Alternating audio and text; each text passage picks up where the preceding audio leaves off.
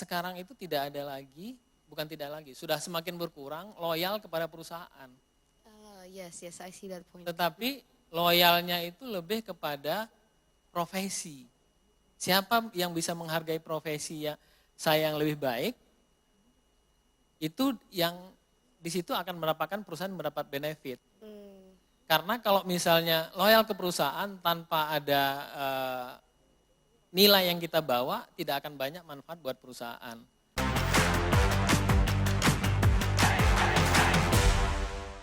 Nah, sekarang kan kita sudah memasuki bonus demografi. Jadi di sini actually dari bulan Juni 2022 itu bonus demografi sudah naik sampai 69% dari penduduk yang produktif. Dan pastinya sekarang dalam industri kerja yang banyak yang mulai memasuki pekerjaan itu adalah Generation Z dan soon to be Generation A juga ya tentunya.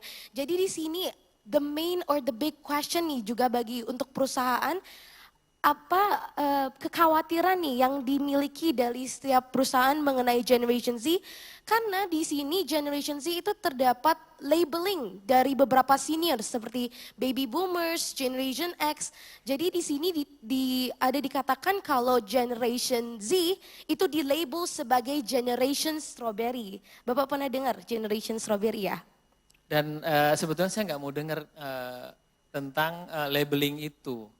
Pasti ya Pak. Karena saya setuju dengan Pak Effendi, sebetulnya tidak ada labeling itu. Karena dan kami juga dalam pengalaman menjalankan di perusahaan nggak pernah membeda-bedakan itu. Dan tadi saya juga ngobrol dengan Pak Adit bahwa sebetulnya itu labeling yang tidak perlu kita lakuin. Karena yang paling penting bagaimana di perusahaan nanti di dalam sistem yang kita bangun, bagaimana bisa menghargai kontribusi dari setiap orang dan bagaimana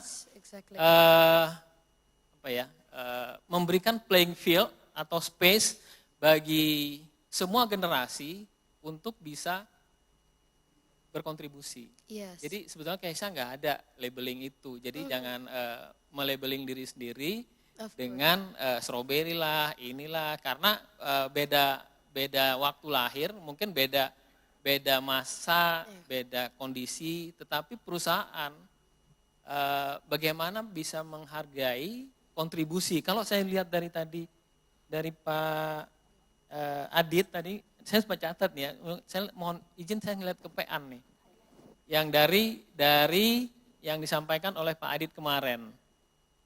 Yang sekarang itu mindsetnya atau cara pandang kita sudah mulai berubah sekarang. Bahwa bukan lagi transaksional, tetapi bagaimana kita membuat noble purpose atau mindfulness di dalam bekerja. Bagaimana supaya bahwa kita dalam bekerja itu bukan hanya pengen mendapatkan gaji, tetapi bagaimana kita bermanfaat bukan hanya sekarang, tapi bagi generasi berikutnya. Kemudian ada lagi nih, bentar dulu, ada 5 saya catat nih, tadi ngobrol-ngobrol sama Pak Adit nih. Profit menjadi human being. Jadi kemudian yang menarik lagi, pengalaman dengan memberi kesempatan untuk mengeksplorasi. Jadi sekaligus nanti mengeksplorasi, kalau kita lihat sekarang di dunia startup, yang kita lihat bahwa bagaimana setiap ada ide, itu secepatnya dilempar ke market, kemudian dari situ dapat feedback, terus diperbaiki. Itu jauh lebih penting dari pengalaman panjang yang di satu tempat, tetapi memberikan kesempatan untuk bereksplorasi kepada karyawan itu menjadi penting sekarang.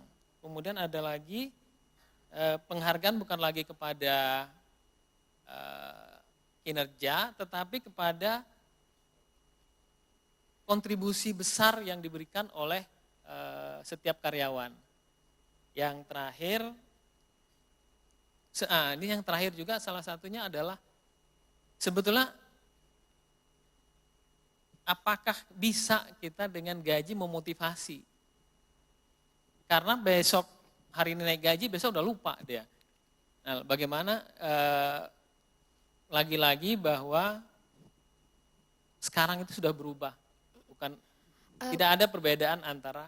Yes, exactly. Tapi but looking back lagi, there are actually still several Generation Z yang currently who are actually is a generation strawberry. Jadi karena with the research of technologies that they have, they can make their cover look good. Tapi once they are in the pekerjaan field, in the field of industry of work, di sana kita bisa lihat kalau there are several Generation Z yang dimana mereka ada beberapa alasan, misalnya nih, nggak masuk kenapa, capek. Jadi so we'd like to know gimana sih ini caranya untuk mengganti mindset dari Generation Z ini agar tidak terulang lagi, karena kan di sini habit dan mindset dari Generation Millennials dan Generation Z itu sangat berbeda. Jadi gimana agar tetap bisa sustainable nih untuk Generation Z yang sebentar lagi akan memasuki dunia pekerjaan. Oke, mungkin ada baiknya saya ke ini kali ya. Ini sedikit perbedaan-perbedaan cara kerja sekarang, bahwa kita bisa bekerja dimanapun, kemudian tidak ada batas kita mau cara kerja kita sekarang.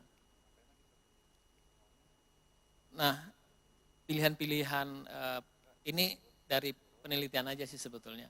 Tetapi yang saya pengen langsung masuk, dan kebutuhan-kebutuhan skill saat ini juga sudah sangat berbeda. Yes, Dan sebetulnya generasi Z ini juga sangat dibutuhkan untuk literasi digitalnya itu sangat baik. Jadi sebetulnya mengkombinasi antara lintas generasi itu yang dibutuhkan. Nah, tetapi nanti saya akan masuk langsung ke sini, bagaimana mengoptimalkan semua generasi dalam perusahaan. Mungkin saya berdiri kali ya. Oke, jadi kalau misalnya kita ngomong about human resource nih aja, Pak ya. Bagaimana sih caranya human resource itu bisa menjamin Generation Z or Generation A untuk mendapatkan pengalaman bekerja. Jadi yang layak gitu, sesuai dengan karakteristik, mindset, dan habit yang sekarang dimiliki oleh Generation Z. Jadi boleh banget untuk dijelaskan. Oke. Yang saya mau balik ke pertanyaan sebelumnya ya, bahwa baru kerja sebentar capek gitu. Iya. Nah, itu kalau di perusahaan yang tidak punya sistem, mungkin itu akan sulit menghandle hal itu. Oh ya, pasti harus ada sistem ya. Karena setiap perusahaan itu kan pasti ada target yang mau dicapai, kemudian kualitas yang diinginkan. Setiap individu yang di-hire di satu perusahaan, dia tentu harus terikat dengan ketentuan dan apa yang ditargetkan kepada orang tersebut. Jadi kalau misalnya udah sering-sering nggak masuk, itu berarti kan dia tidak perform untuk menyelesaikan pekerjaan. Jadi sebetulnya bukan hanya untuk generasi Z, semua generasi juga, kalau yang malas ya malas aja gitu. Iya, not kalau mau izin ya izin aja, Z. tapi yang paling penting bagaimana kita bisa memaintain semua ekspektasi, baik ekspektasi perusahaan maupun ekspektasi dari karyawan. Okay, so regarding the expectation dari perusahaan nih, back again ya Pak to the Generation Z. Apa sih yang di-expect sama perusahaan nih terhadap Generation Z? Karena kan 2 tahun, past 2 years, we actually already kena experience of pandemic. Pastinya dari habit, mindset itu kita secara otomatis juga berubah. So we would like to know gitu, apa sih yang diekspektasiin sama perusahaan terhadap Generation Z, tapi tetap juga bisa bikin Generation Z ini, aku passionnya di sini gitu. So they would like stay also in the company. Jadi memang kalau kita lihat dari karakteristik dari terutama generasi yang lebih muda, kan kecepatan menguasai teknologi. Yes, nah itu technology. pasti dibutuhkan. Kemudian kecepatan untuk mempelajari sesuatu yang baru. karena kan masih energik ya. Dan itu sangat dibutuhkan oleh perusahaan. Tetapi juga tidak bisa juga untuk memilih saya pengennya ini, tetapi tidak sesuai dengan kebutuhan perusahaan. Nanti pada ujungnya juga akan menyangkut tentang sekarang itu tidak ada lagi, bukan tidak lagi, sudah semakin berkurang loyal kepada perusahaan. Yes, I see that point. Tetapi loyalnya itu lebih kepada profesi. Siapa yang bisa menghargai profesi saya yang lebih baik, itu yang di situ akan mendapatkan perusahaan mendapat benefit. Karena kalau misalnya loyal ke perusahaan tanpa ada nilai yang kita bawa, tidak akan banyak manfaat buat perusahaan. Tapi kalau semakin banyak orang loyal pada profesinya dan perusahaan tersebut bisa untuk mengayomi atau mempekerjakan, itu akan menjadi lebih bermakna bagi perusahaan. Oke, jadi basically we have to be loyal dengan dimana cara kalau perusahaan ini bisa understanding that this is our passion and also giving the appreciation ya Pak ya. Oke.